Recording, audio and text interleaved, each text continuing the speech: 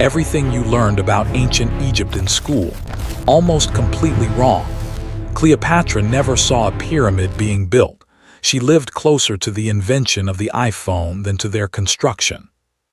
Workers went on strike for beer, surgeons performed brain surgery, and the pyramids, built by paid workers who left Yelp-style reviews. Buckle up, ancient Egypt was wild. Let's destroy the biggest myth first. Slaves did not build the pyramids.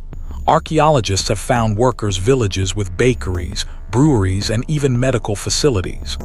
These were skilled laborers. Think construction unions, not chains. They were paid in bread, beer, and onions, and they were so proud of their work they left graffiti like the drunkards of Menkora on the stones. And these workers had rights. In 1152 BCE, tomb builders went on the world's first recorded labor strike. Why? Their pay was late, specifically their grain rations and beer. Yes, beer. They marched to the temples, sat down, and refused to work until they got paid. And you know what? It worked. The Pharaoh's administration caved and gave them their overdue rations. Here's something that'll break your brain. Cleopatra lived closer in time to you than to the construction of the Great Pyramid. The pyramids were built around 2560 BCE. Cleopatra died in 30 BCE. That's a 2,500-year gap. From Cleopatra to now, only about 2,000 years. When she was ruling Egypt, the pyramids were already ancient tourist attractions. Both men and women wore makeup in ancient Egypt, and it wasn't just for looks, it was medicine. That iconic black eyeliner, made from lead-based coal. Scientists discovered it actually helped prevent eye infections by stimulating the immune system. The green eyeshadow was made from malachite, which also had antibacterial properties. They literally painted on their health care. Ancient Egypt had mandatory education for everyone. Rich, poor, boys, girls. All children went to school starting around age 4. They learned reading, writing, math, and history. Girls could become doctors, priestesses, or business owners. Egypt had more gender equality 3,000 years ago than many places had in the 1950s. Let that sink in. Egyptian doctors were performing brain surgery. The Edwin Smith Papyrus, a medical text from 1600 BCE, describes surgical procedures including trepanation, drilling holes into skulls to relieve pressure. They had specialized doctors, eye doctors, tooth doctors, stomach doctors. They understood the pulse and connected it to the heart. They were doing anatomy studies while most of the world thought disease came from angry gods. But here's the irony. Egyptians had terrible teeth. Why? Their bread was full of sand from the grinding stones used to make flour. Every bite wore down their teeth like sandpaper. Mummies show severe dental problems, abscesses, infections, broken teeth. Some pharaohs probably died from dental infections that spread to their brains. So much for paradise. Beer was everything in ancient Egypt. It wasn't just a drink, it was currency, medicine, and food. Workers were paid in beer rations. The standard wage was 4 to 5 liters per day. Children drank it. Pregnant women drank it. It was safer than water and packed with nutrients because it was thick and bread-based.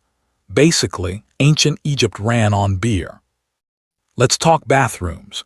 Rich Egyptians had limestone toilet seats in their homes with sand-filled pots underneath. But public toilets, communal. You'd sit next to your neighbor and chat while doing your business. And toilet paper didn't exist. They used to stick with a sponge or cloth on the end, rinsed in water. The Romans later called this a tersorium. Hygiene was different. Egyptians were obsessed with cleanliness. Priests shaved their entire bodies, head to toe, every 3 days to stay ritually pure. Everyone bathed multiple times daily. They used natron, a natural salt, as soap and deodorant. They even had breath mints made from myrrh and cinnamon. Meanwhile, in medieval Europe centuries later, people thought bathing was unhealthy. Egypt was way ahead.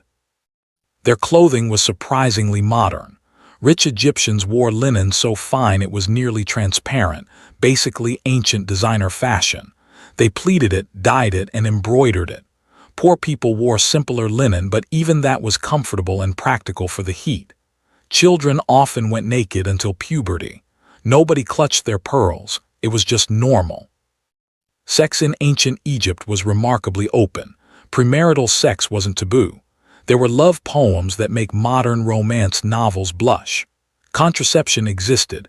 They used pessaries made from crocodile dung and honey. Did it work? Probably not well, but points for trying. Women could divorce their husbands and keep their property. They had autonomy over their bodies that wouldn't exist in Europe for thousands of years. Egyptians didn't just worship cats, they mourned them. When a pet cat died, the whole family would shave their eyebrows in grief. They'd mummify the cat and bury it with toys and food for the afterlife. Archaeologists have found entire cat cemeteries with thousands of mummies. Killing a cat, even accidentally, could get you executed. The world's first crazy cat ladies, ancient Egyptians. But cats weren't the only animals that mattered. Hippos were seen as chaos incarnate, symbols of Set, the god of disorder. They killed more people than crocodiles. Hunting them was a royal sport and a religious duty. Pharaohs would lead hippo hunts to prove they could control chaos itself. There are tomb paintings showing these hunts, basically ancient Egypt's equivalent of extreme sports. Rich Egyptians had the weirdest party trick, perfume cones. At fancy banquets, guests would wear cones of scented animal fat on their heads. As the party went on and the room warmed up, the cones would slowly melt, releasing perfume and dripping down their hair and clothes. Imagine showing up to a party and someone hands you a cone of fat for your head. That was peak luxury. Board games were huge. The most popular was Senet, a game so important they believed you played it in the afterlife. Tutankhamun was buried with 4 Senet boards. The rules are partially lost, but we know it involved strategy and luck, kind of like backgammon. People gambled on games, and there are even records of disputes over cheating. Ancient Egyptians took their game nights seriously. Remember those pyramid workers? They left graffiti everywhere. Not crude stuff, they left their team names. Competing work crews called themselves things like Friends of Khufu or Drunkards of Menkora. They were literally talking trash about rival teams while building the most iconic structures in human history. It's like if construction workers today left fantasy football league names carved into skyscrapers. These workers had health care. The workers' village at Giza had doctors on site. Skeletons show healed fractures, amputations, and even evidence of physical therapy. If you got hurt on the job, you were treated and given time to recover. One skeleton shows a man who had his arm amputated and lived for years afterward. They took care of their people. Egyptians were astronomy nerds. Their entire calendar was based on the star Sirius. When Sirius appeared just before sunrise, they knew the Nile would flood soon, the event that made Egypt's agriculture possible. They tracked planets, predicted eclipses, and aligned pyramids to true north with insane precision. The Great Pyramid is aligned to within 1/15 of a degree. They did that with ropes and sticks. And their math, revolutionary. The Rhind mathematical papyrus shows they could solve complex algebra, calculate the area of a circle with surprising accuracy, and work with fractions. They used a base 10 system and understood geometry well enough to build perfectly proportioned monuments. They calculated the volume of pyramids for fun. Meanwhile, they thought the brain was useless and threw it away during mummification. Priorities. Speaking of mummification, it was a 70-day process. They removed all organs except the heart, which they believed was the center of intelligence. The brain, pulled out through the nose with a hook and tossed. The body was dried with natron salt, wrapped in hundreds of yards of linen and placed in nested coffins. The whole process cost a fortune. Poor people got budget mummification, basically, wrapped and buried. The afterlife wasn't guaranteed, you had to earn it. In the Hall of Man, Anubis would weigh your heart against the feather of truth. If your heart was heavy with sin, it would tip the scales and Ammon, a demon that's part crocodile, lion, and hippo, would devour it. You'd cease to exist forever. The stakes were high, which is why funerary texts included cheat codes, spells to help you pass the test. The Book of the Dead was basically an instruction manual for the afterlife. It contained spells, prayers, and guides to navigate the underworld. Different versions existed depending on what you could afford. Rich people got custom illustrated versions with their names inserted into the spells. Poor people got generic copies or nothing. Even in death, there was a class system. Tomb art tells us how they really lived. These weren't just pretty pictures, they were instructions for the afterlife. The paintings showed servants, food, animals, and activities because Egyptians believed images could become real in the next world. If you painted bread on the wall, you'd have bread forever. It's also why we know so much about their daily lives. They literally painted their whole world. The village of Deir el-Medina housed the workers who built the Valley of the Kings. We have their shopping lists, divorce records, sick days, and gossip. One worker took off because he was brewing beer with his boss. Another was absent to embalm his brother. They complained about corrupt foremen and lazy coworkers. These weren't faceless ancient people. They were exactly like us. They even left us love letters. One papyrus reads, "My heart thought of your love when half of my hair was braided. I came running to find you and neglected my hairdo."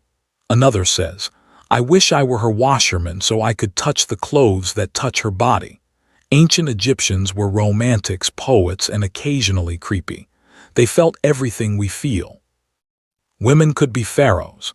Hatshepsut ruled Egypt for over 20 years, one of the longest reigns in Egyptian history. To legitimize her power in a male-dominated role, she wore the false beard and dressed in male regalia in official art. But records show she was brilliant. She expanded trade, commissioned massive building projects, and maintained peace.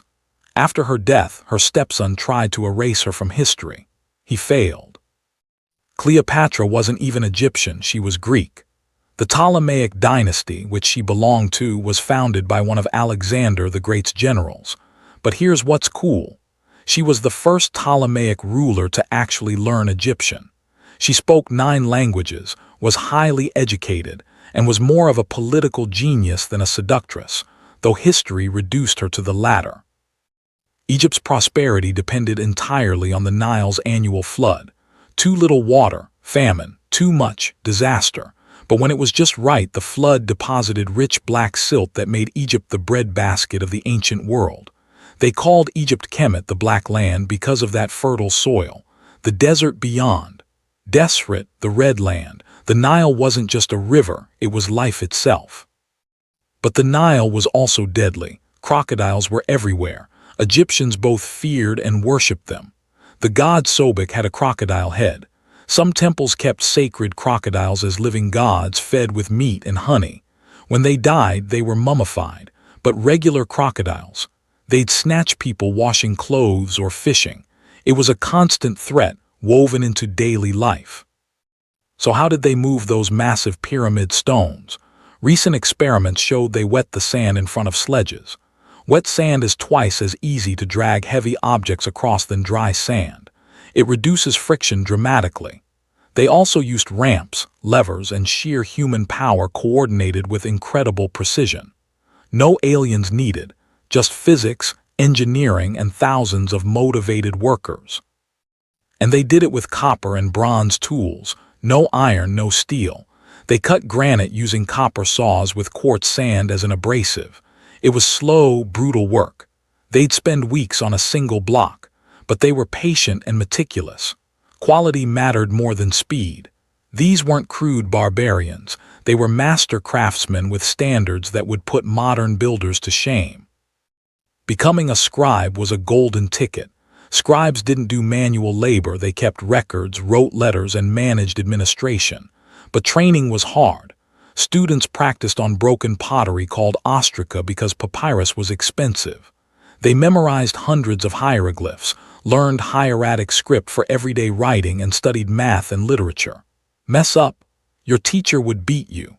Education was serious business.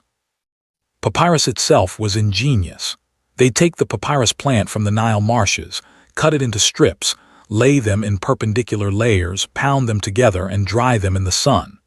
The plant's natural sugars acted like glue.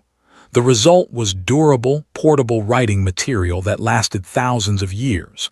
It was Egypt's most valuable export, the paper of the ancient world. Egypt wasn't isolated, it was a trade superpower. They imported cedar from Lebanon, incense from Punt, probably Somalia, lapis lazuli from Afghanistan, and tin for bronze from as far as Britain. In exchange, they exported gold, papyrus, linen, and grain. Egyptian artifacts have been found across the Mediterranean and Africa. They were globally connected 3,000 years before globalization was a thing. They also excelled at diplomacy.